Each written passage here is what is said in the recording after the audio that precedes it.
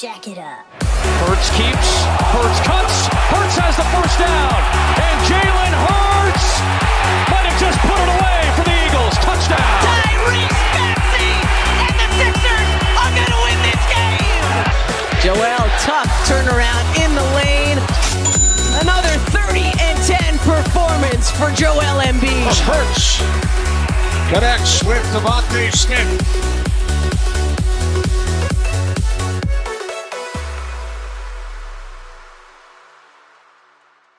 Hello and welcome back to 215 Scoop Podcast. It's a pleasure to be back after our little Super Bowl hangover there. But we are back. We're here to talk Sixers. We're here to talk some Sixers today. Lots to cover since the trade deadline. I know the Sixers made one key move. Got to cover some of the games as they've returned to play after the All-Star break, and kind of just like give this team a good little glance because I have quite a few concerns about the team, especially going into the playoffs in a few months from now. But we'll get into that in a little bit. Lots to unpack today. Asher, how are you doing? I'm doing good. Temple spring break is next week, so just kind of making sure I have everything under control. You should low key come up and visit. Yeah, I didn't realize you guys had spring break the same week as we did. Yeah, we do. I mean, I don't know. Is Trevor going home? I mean, I don't know what everyone. I thought because Westchester spring break is the week after, so I didn't pay attention to when other schools were. Yeah, whatever. But we're off next week too. I mean, I'm going to be staying up here just to work, really, just to make money. I mean, my parents are working all next week. I don't have a job in town, so it's like, I would love to come home and see my family, but at the same time, I got to start focusing on saving up for rent next year, saving up. I mean, I'm planning on to go on a trip in June to Oakland and watch the Phillies play in Oakland. Oh, wow. I'm really looking forward to that. So I got to save for that because we're starting to book that stuff in a couple weeks. Back the bread. Like I gotta kind of make up. I mean, I have money saved, but I got to put some of that savings to the trip now. Yeah. So I got to work out that stuff. So I'm just working here next week. That's all I'm doing. But anyway, I have a little bit of a cold, so I apologize for my voice. I sound a little stuffy. This is something I've been dealing with for a little over a week now. The weather's been crazy here. It's like back and forth. Like one day it was 70, the next day it was snowing. Today we had more snow. This Friday we're supposed to get even more snow. It's like we've had such a warm winter, and now like it's now basically March and winter starts to come back. Yeah, it's like a 3-1 comeback or something like that. So anyway, lots to go into today. First things first, we do want to go over what went down with the trade deadline. Obviously, Matisse Thybulle was traded. Asher, you have the details. Yeah, so this is from NBA.com. So Portland Trail Blazers acquired Cam Reddish, Ryan Arcidiacono, who actually went to our high school. So that's fun there. A 2023 first-round pick from the Knicks. Then Josh Hart, the Blazers forward who went to Villanova, which is where else too. It's kind of funny that Arch and Josh Hart were on the same team. Yeah, that's but crazy. He goes to the Knicks. Portland gets Thybulle from us. 2 second-round picks go to the Charlotte Hornets from the Trailblazers. And then we get a second-round pick from Charlotte, Jalen McDaniels from Charlotte. And the Hornets also got a second-round pick from us in 2023 and guard Svi Mikhailiuk from the Knicks. So a couple bench warmers trading hands, and then a couple impact guys like McDaniels and Thybulle moving around as well. Overall, Asher, I mean, I didn't really get a chance to delve into it. But I was too busy recovering from the Super Bowl and just doing that. But as far as the Matisse Thybulle trade, what if you were to put a grade to it? What would it be? I don't know what I would put. I want to say in the neighborhood of a B+, A-. Yeah, I think to me, losing Matisse. I mean, everybody was really emotional about him. It was like, oh my gosh, I'm gonna miss him so much. Remember back in 2020 when did his vlog in the bubble. Yeah, all that stuff. I mean, sure, the sentiment and all that, and we've had much more of a connection with Matisse than any other player on the team, besides maybe Joel. As far as social media goes, I mean, Matisse literally vlogs his life, so I think a lot of people that followed that definitely had a connection.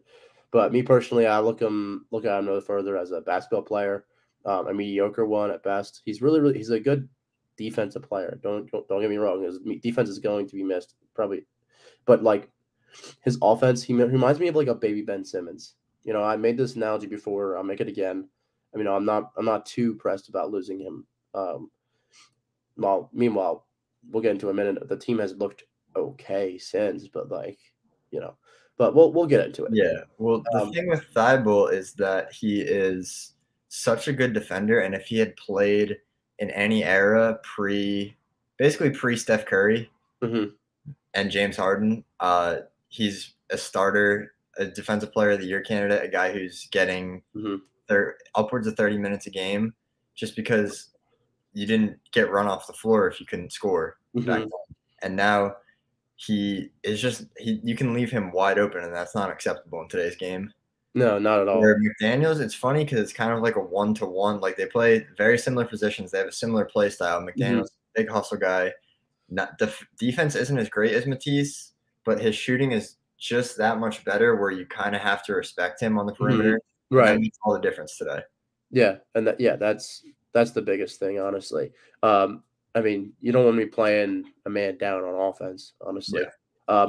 But overall, since then, the All-Star game has happened. We've had quite a few games. So we played 3 games since we came back from the break. The first game I watched it on last Thursday night. I was at the bar. It was great. A 110-105 comeback victory against the Grizzlies. That game was amazing. Like that comeback was unreal. The fight the team had, that reminded me of that gave me hope. I was like, oh my gosh, the Sixers, they just made a really, really nice win, and they played some really nice ball. I mean, there was a really, really good sequence there. I don't know if you caught that game. Did you catch that game? I'm ashamed to say that I actually turned it off. Oh, you turned it off? I gave up. Damn. Yeah, well, I was watching it. I mean, that first half of that game, don't get me wrong, ugly, but the way they called back in that game was amazing. Yeah. There was just one sequence where Jay, the ball, it was really sloppy basketball, but somehow it got knocked over to Tobias Harris in the corner. He had a corner 3. Yeah. Ahead, 107. I saw that play. Yeah.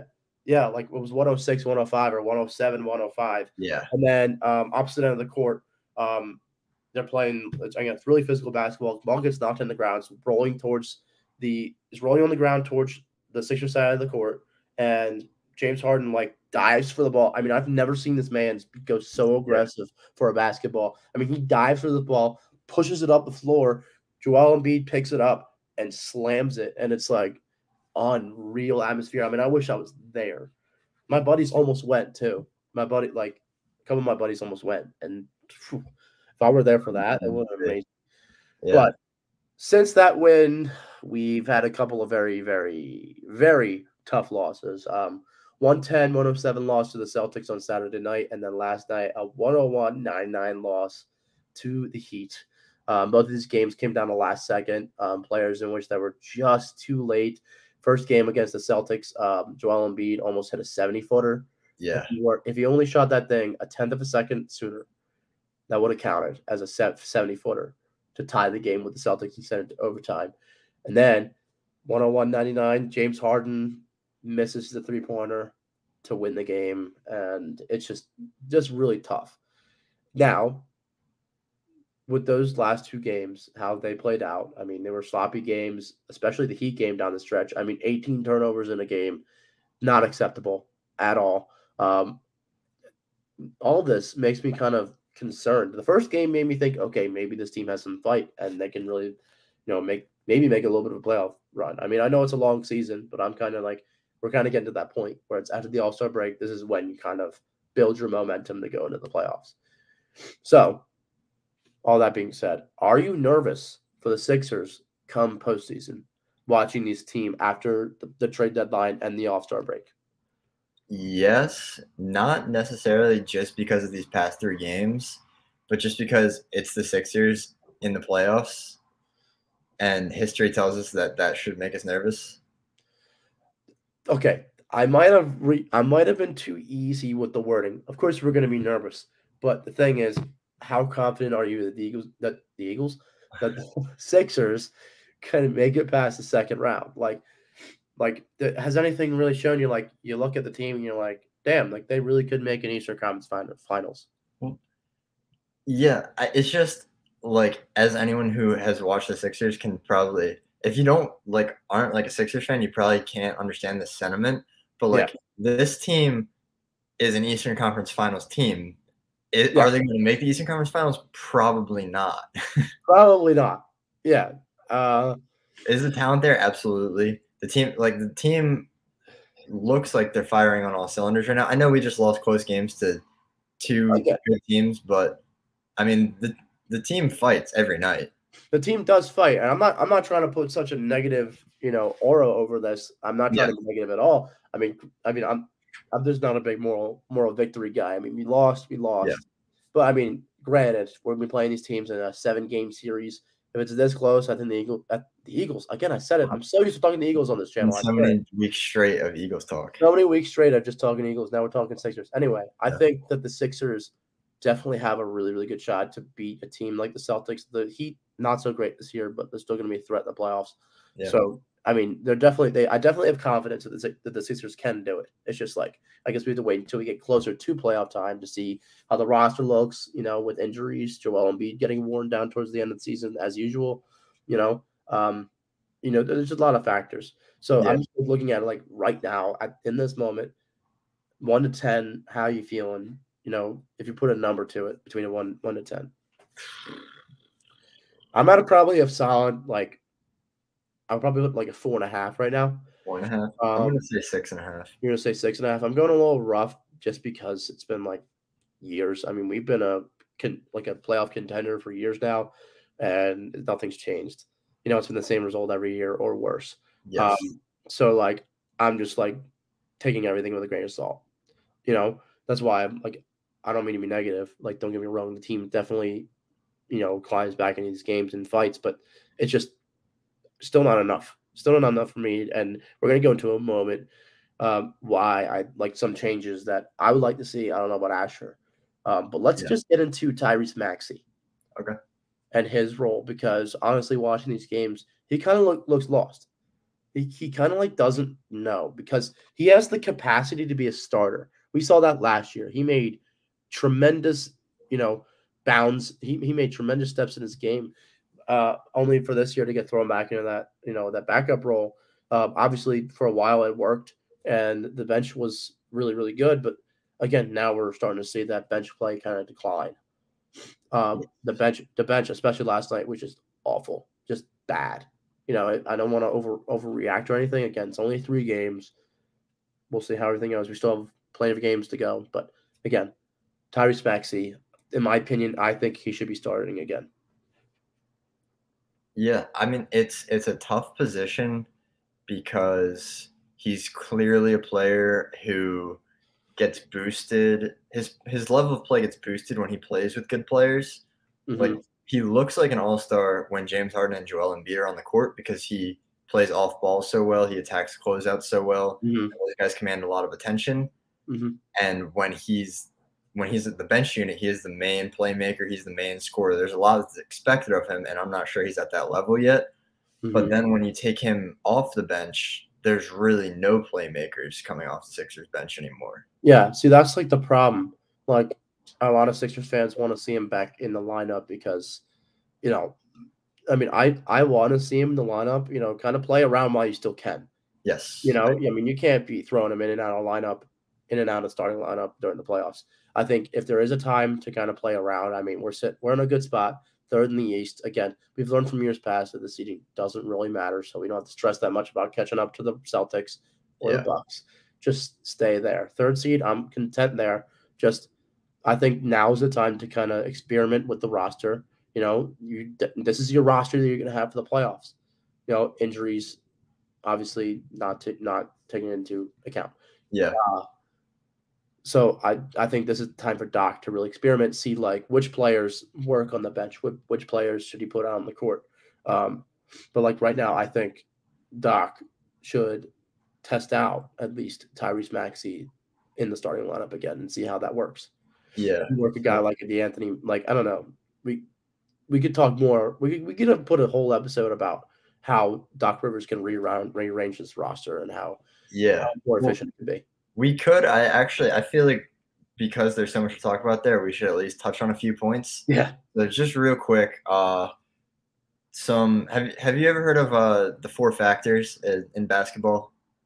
No, I mean I never really played like organized basketball. I mean I tried, It's a statistical thing. Where it basically says that there's four things that go into the success of a basketball team on offense or defense, and that is controlling the turnovers, rebounding, getting efficient shots, and getting the free throw line.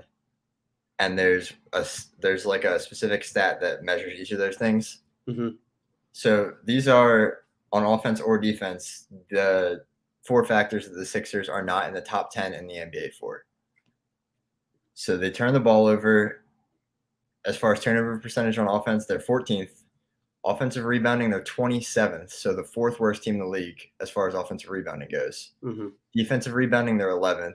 So almost in the top 10, but not quite. And then fouling, so opponents getting to the free throw line, they're 20th. So they foul the 11th most of any team in the NBA. Mm-hmm. So I think that's a pretty good place to start looking at what the Sixers need to fix. Mm-hmm. So as far as playing around with the lineups, what would you say you'd like Doc to do? I have a couple things off the top of my head. So with those things taken into account, I mean, the offensive rebounding, I mean, this is where I would like B-Ball Paul. I completely agree with you. I think B-Ball Paul should be brought in, I mean, we ran sort of like a double big man lineup back in 2020 during the bubble, and that didn't really look good. But we were obviously playing with an old man in Al Horford. Very different player than Paul Reed. Yeah, I think we could definitely. I think Doc could definitely like throw in Paul Reed in there, just for like the offensive, because he goes up there and he grabs boards. I like Joel Embiid. He likes to hang out around the out. Like he's in there, but like I feel like he just swats it like it's a volleyball. I was looking on the Sixers lineup. Embiid is the best defensive rebounder on the team statistically. Mm-hmm. He is the second best offensive rebounder on the team, next to Paul Reed. Yeah, that's the thing. And I think if we run a double big lineup like that, I definitely think that's something that Doc could work with over the course of the next couple of weeks. I mean, we have a tough upcoming schedule coming up, so I think we get through that. Obviously, and then kind of start playing around a little bit, figuring out, what's the best. But I'm thinking to fix the rebounding, I think B-Ball Paul needs to go in. As far as the fouls, I want to say that's where you bring in. That's a hard. I don't think that's an in-season fix. That's I honestly think about it too.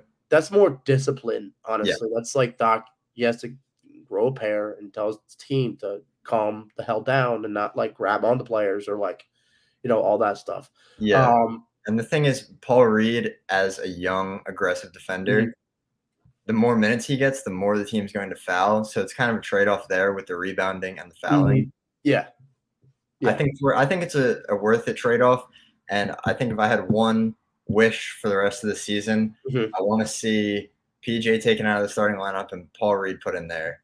Yeah. And just see what happens. Yeah, I definitely think that's something that would work. PJ, coming into this season, I think there's no real good reason for PJ to be in the starting lineup. I feel so skeptical about that signing, and it seems like we were right to be at this point. Yeah, we were very skeptical. Like for me, it gave me Al Horford vibes. Like it reminded me of that trade. I was like, I don't know, man. Like this guy's old. He's going to be into his 40s soon. Yeah.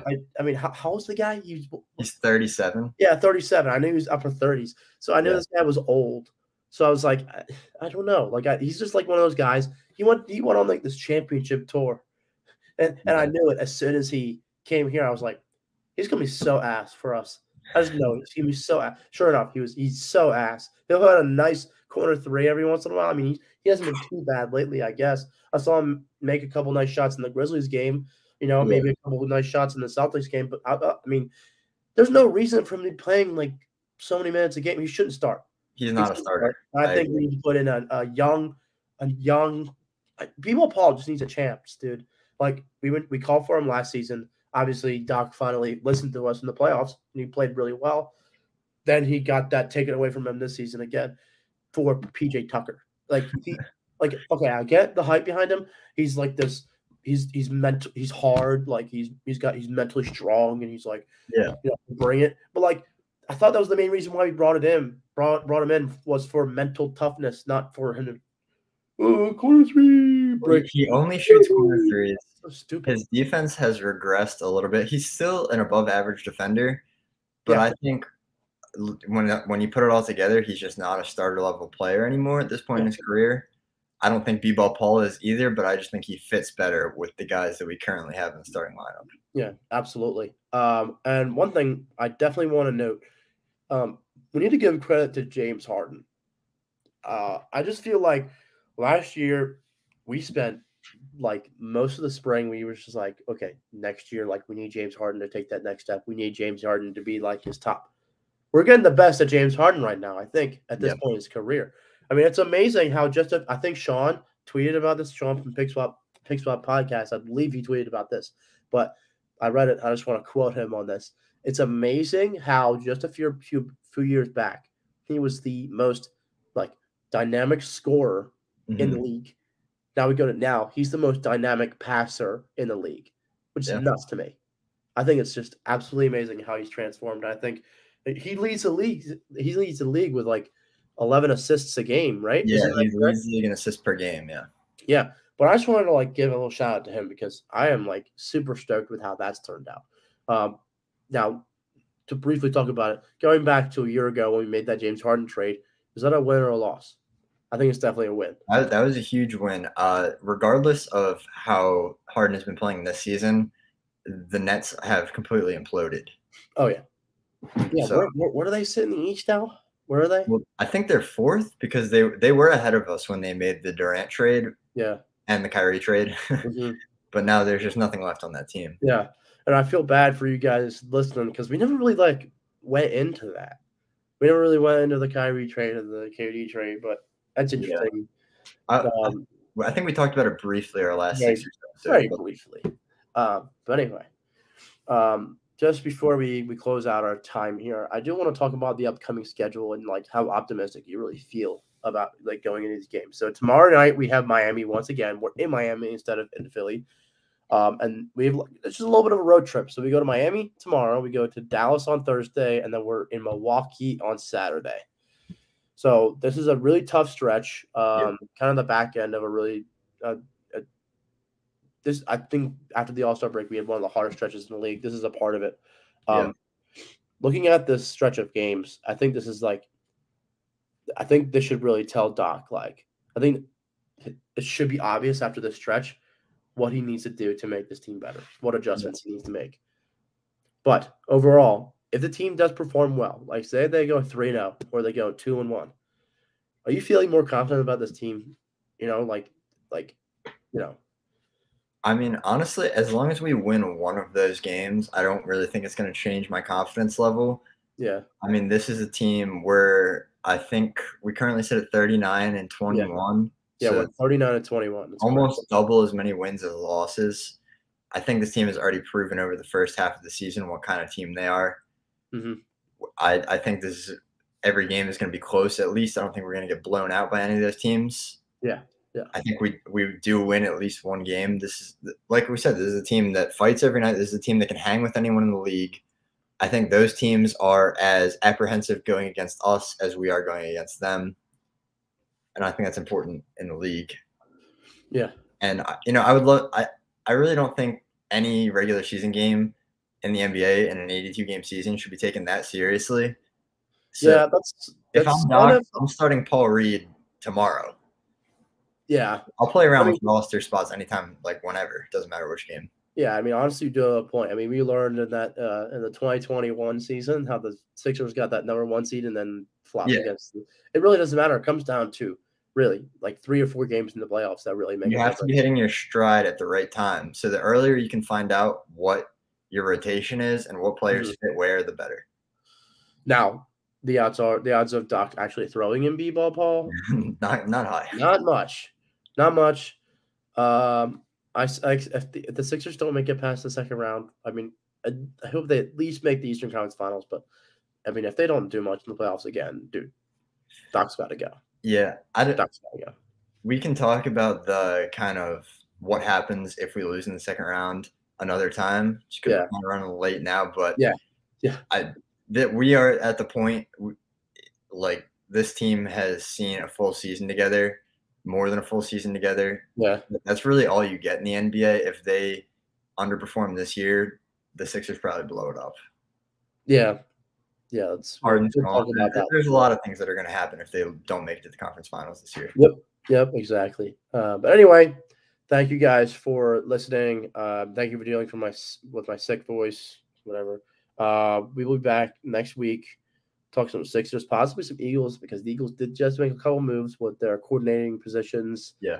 Those are officially full, so we might want to go into a little bit of an off-season preview there. But either way, we will see you guys next week. Thanks for tuning in. You got our socials, 215 Scoop on TikTok, 215 Scoop PSM on Twitter and Instagram. Make sure to subscribe, hit the notification bell, and you guys have a very wonderful week. Yep. Enjoy your week. See you guys.